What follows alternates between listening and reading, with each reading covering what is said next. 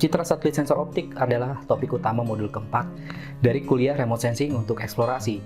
Kita akan mempelajari beberapa prinsip dasar dari citra sensor optik. Mengapa disebut citra sensor optik? Ya, karena memang menggunakan sensor optik. Sensor optik ini mengubah sinar cahaya menjadi sinyal elektronik. Jadi jika dapat disimpulkan, komponen utamanya adalah adanya sumber cahaya, interaksi cahaya dengan benda, dan detektor. Oke, kita mulai segmen pertama modul keempat, pengantar citra satelit sensor optik. Di modul kedua kita belajar foto udara. Ya, foto udara sebenarnya juga merupakan hasil dari sensor optik berupa kamera. Nah, citra satelit sensor optik pada prinsipnya sama dengan foto udara. Namun ada perbedaan, yaitu utamanya wahana yang digunakan dan jelajah serta cakupan terbangnya. Selain itu nanti kita juga bisa lihat bahwa citra satelit menggunakan sensor yang dalam tanda kutip lebih canggih ketimbang kamera pada foto udara. Jika dibandingkan antara foto udara dengan citra satelit, ada beberapa keuntungan dan kelemahan. Utamanya ditinjau dari sisi resolusi spasial, resolusi spektral, pengaruh awan, dan tingkat akurasi geometrik. Kalau boleh saya highlight, khususnya untuk citra satelit unggul terutama resolusi spektral, yang umumnya lebih banyak dibandingkan foto udara. Dan juga cakupan daerah yang tentunya lebih luas. Tingkat akurasi geometrik yang tinggi, dan ketersediaannya yang membutuhkan biaya relatif yang lebih murah dibandingkan foto udara. Gambar berikut memperlihatkan lebih jelas perbedaan antara foto udara dengan citra satelit sensor optik, yang dalam hal ini mengambil contoh citra Landsat OLI atau biasa disebut juga dengan Landsat 8. Perbedaan di sini terutama menyangkut apa yang disebut dengan resolusi spektral. Seperti yang sudah diketahui, foto udara biasanya dapat dibagi menjadi 3 saluran atau pita atau juga disebut band, di mana setara dengan band blue, band green, dan band red. Penamaan blue, green, red berarti mengacu pada panjang gelombang, khususnya pada rentang visible. Dan jika band-band ini kita kombinasikan pada komposisi RGB dengan urutan red, green, blue, maka kita dapatkan apa yang disebut dengan komposit true color.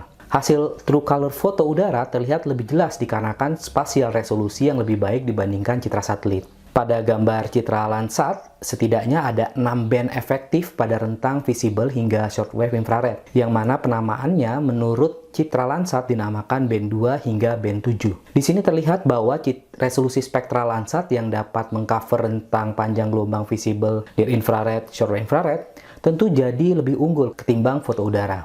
Oh iya, yang perlu Anda ingat, nanti penamaan band-band mungkin akan berbeda antara satu citra dengan citra lainnya. Sekarang saya kembali merefresh tentang citra satelit sensor optik itu sendiri. Citra sensor optik merupakan remote sensing pasif yang memanfaatkan sumber energi matahari dalam akuisisi citra. Berbeda dengan citra radar yang tergolong remote sensing aktif. Di sini ada beberapa citra sensor optik seperti Landsat, Spot, QuickBird, Sentinel-2, Aster, Pleiades, dan lain-lain. Citra ini ada yang berbayar, namun ada juga yang free alias gratis. Silakan Anda coba cek beberapa citra sensor optik yang gratis di earthexplorer.usgs.gov. Berikut adalah perbandingan beberapa citra sensor optik khususnya yang resolusi spasial sedang hingga rendah, seperti Sentinel-2, Landsat 8, Landsat 7, Aster, dan MODIS. Perbandingan ini khususnya ditinjau dari resolusi spektral yang ada. Namun coba perhatikan nomor-nomor pada gambar ini. Nomor-nomor ini mewakili penamaan band pada citra satelit yang dimaksud beserta cakupan panjang gelombangnya.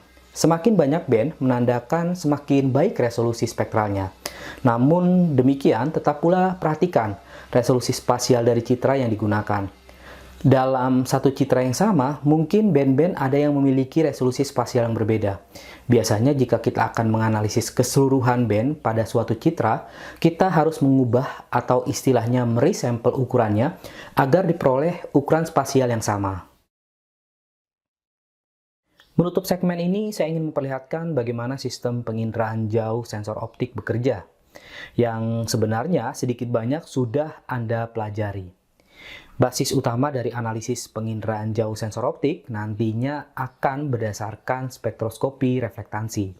Selain dianalisis secara visual, citra sensor optik akan diekstrak untuk dianalisis reflektansinya dari masing-masing band, atau istilahnya analisis berbasis spektral.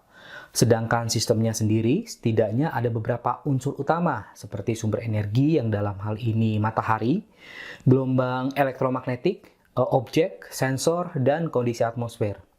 Waktu perekaman citra sensor optik biasanya diambil pada pagi hingga siang hari atau bisa sekitar pukul 10 pagi waktu setempat. Selain itu juga nantinya perlu dilakukan pre-processing terlebih dahulu untuk mengkoreksi atmosferik dan juga termasuk koreksi topografi.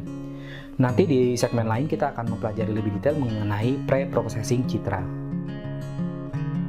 Baik, ini akhir dari segmen pertama. Di segmen berikutnya kita akan membahas karakteristik satelit dan citra sensor optik. Terima kasih atas perhatiannya.